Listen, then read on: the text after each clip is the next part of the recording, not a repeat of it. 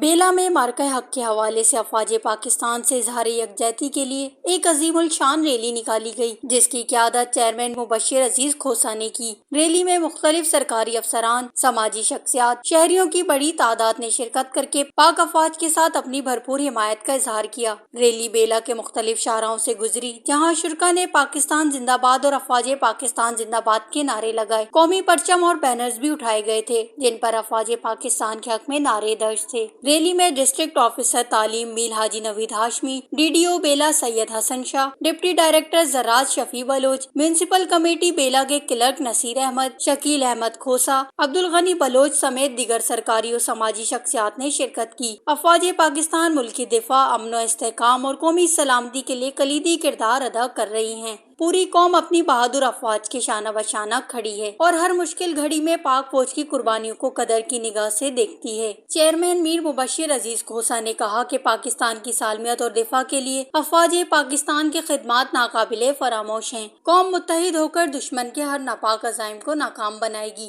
Rally کے اختتام پر ملکی سلامتی، امن اور افواج پاکستان کی کامیابی کے لیے خصوصی دعا بھی کی گئی۔ وش نیوز، بیلا۔